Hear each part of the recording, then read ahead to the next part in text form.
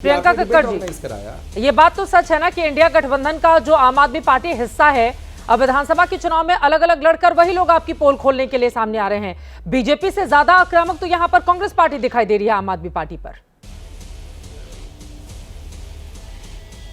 चित्रा जी, मैंने तो पहले भी काफी बार कहा है कि देखिए, जब ये मेयर इलेक्शन भी हुए थे दिल्ली के, तो उस टाइम तो गठबंधन था, उस टाइम भी कांग्रेस ने वॉकआउट कर दिया। ऐसे वॉकआउट से किसको फायदा होगा?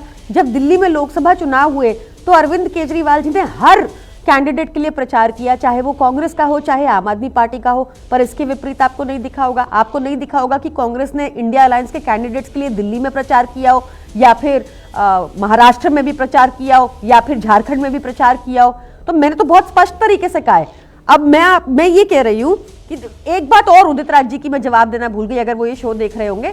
उन्होंने ये एक और बेतुका हम पे इल्जाम लगाया। एकमात्र पार्टी है आम आदमी पार्टी जिसने जनरल कैटेगरी में भी लोकसभा में एक दलित को लड़वाया, कुलदीप कुमार, जो हमारा एक प्रोमिनेंट चेहरा है। वो कह रहे थे ना कोई चेहरा नहीं दिखता, एक तो आपने नाम गिनवाया, उन्होंने कहा कोई औकात नहीं उनकी, ऐसे बोले वो एक महिला के लिए।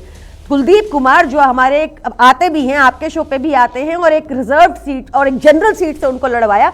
ये कोई और पार्टी करके दिखाए तब मैं मानूंगी कि प्रियंका कक्कड़ जी के लिए इतना ही प्रेम है। जनता ने नकार दिया ना कुलदीप कुमार को, ये भी बात सच है। कुलदीप कुमार चुनावी मैदान में गए, लेकिन जनता ने परिणाम अलग बात है। परिणाम,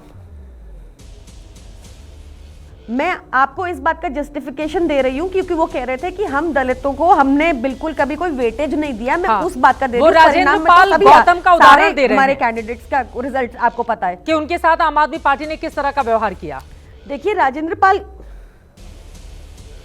ऐसा हमारी पार्टी में, मैं आपको सच बता रही हूँ कि ना कोई, हम लोग सिर्फ merit based, talent based, character based party है, इसमें और कुछ देखा ही नहीं जाता। आज क्योंकि चर्चा अंबेडकर जी पर है और उनके संविधान पर है और लगातार उस संविधान पे हो रहे प्रहार पर है, इसलिए इस तरह बात हो रही है। आप अगर भाजपा को देखें, भाजपा ने संविधान का कब अपमान नहीं किया। आप देखिए, चाहे स्टेट्स को फंड देने की बात हो, चाहे चुने हुए सिलेक्टेड व्यक्तियों द्वारा इलेक्टेड स्टेट्स में दखलंदाजी देने की बात हो, पंजाब तक का बजट पास कराने के लिए हमें सुप्रीम कोर्ट जाना पड़ा क्योंकि गवर्नर उस फाइल पे बैठ गए। सीसीटीवी लगवाने के लिए हमें 3 दिन धरना देना पड़ा क्योंकि गवर्नर उस फाइल पे बैठ गए।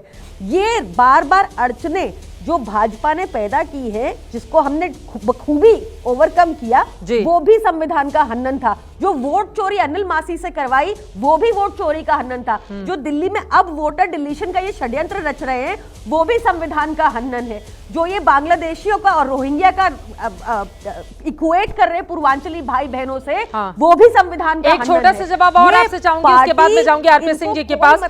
ये शराब घोटाला मामले में अब ईडी को मंजूरी दे दी है एलजी की ओर से कि पूरे मामले की जांच की जाए, तो इससे तो सीधे अरविंद केजरीवाल की ही मुश्किलें बढ़ेंगी, क्योंकि घोटाले का आरोप लगाकर चुनावी मैदान में उतर रही है बीजेपी। चित्रा जी, ये बिल्कुल फेक न्यूज है, गलत न्यूज है। एलजी सक्सेना ने ऐसी कोई भी मंजूरी अरविंद केजरीवाल के खिलाफ ईडी का केस चलाने की नहीं दी है। तो इन भाजपाइयों को बोले दिखा दे, ये फेक न्यूज प्लांट करवा के पता नहीं क्या कराना चाहते हैं, इनसे ही पूछ लीजिए, बेटर जवाब देंगे। बोलिए, ये दिखाएं प्रोसिक्यूशन, परमिशन टू प्रोसिक्यूट की दिखाएं, इनको बोलिए आरपी सिंह जी। मैं अपेक्षा करूंगा कि प्रियंका बहन अब आराम से सुनेंगी। प्रियंका बहन, मैंने अभी कहा आपको, जस्टिस मनमोहन का वो बयान पढ़ लीजिए, कोर्ट के अंदर मैंने भेज दिया, चित्रा जी को भेज दिया, पूरा कोर्ट का ऑब्जर्वेशन भेज दिया, जिसमें कहा कि 144 बच्चे एक क्लास में पढ़ते हैं। आप एजुकेशन की बात करती है, टिन के चदरों में स्कूल चलते हैं, आप एजुकेशन की बात करती हैं। कुछ कपड़ों पर रंगाई पुताई करने से एजुकेशन नहीं बड़ी होती है, ठीक नहीं होती। मैंने टोका नहीं, मैंने चित्रा बहन, ये अच्छी बात नहीं। देखो, मैंने अब कितनी मिर्च लगती है, झूठ मत बोलो ना, फिर सच चुपता है, ये भी दिखता है। जो मूल कोशिश तो करो सच बोलने की, मुश्किल नहीं है। एक मिनट सुनो प्रियंका बहन सुनो, प्रियंका बहन सुनो ना। 15 साल एमसीडी आपके पास थी। मेरे एक चैलेंज से एमसीडी स्कूल है कि दिल्ली सरकार का स्कूल, बताइए। अरे सुनिए प्रियंका, चित्रा ऐसे बोले नहीं बोलेंगे, वो बोले जल्दी से। चैलेंज दे रहा हूँ आपको भी और केजरीवाल को भी। आप कहते हैं कि आप गरीबों की, दलितों की चिंता करते हैं। कृपा कर उनकी है जो झुग्गी क्लस्टर है, उसके अंदर जाकर किसी झुग्गी क्लस्टर में नई दिल्ली सीट के अंदर शौचालय एक हफ्ता कर दिखा दे, मैं जो कहोगे मैं मान जाऊंगा उनको। हालत जर्जर है, मैं खुद अभी शौचालय, मैंने आपको वीडियो भेजा, हालत जर्जर है शौचालयों की। कभी ने सोचा कि झुग्गी में रहने वाली बहन कहाँ स्नान करती होगी, कब स्नान करती होगी? ये दलितों और गरीबों की बात करते हैं। कभी सोचा इन्होंने कि हम स्नान करते हैं? मैंने अपनी विधानसभा के अंदर 10 स्नान कर दिए बहनों के लिए, झुग्गी की बहनों के लिए।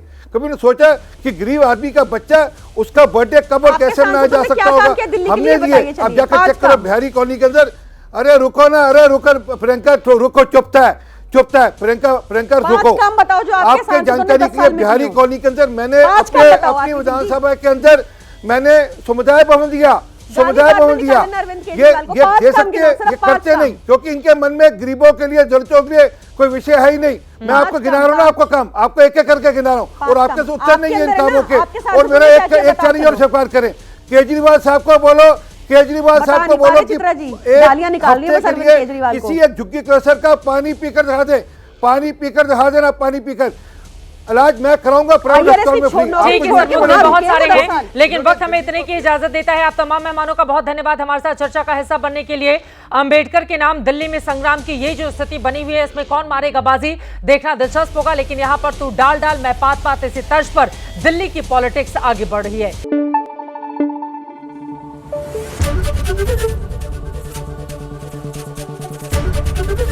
एबीपी न्यूज आपको रखे आगे।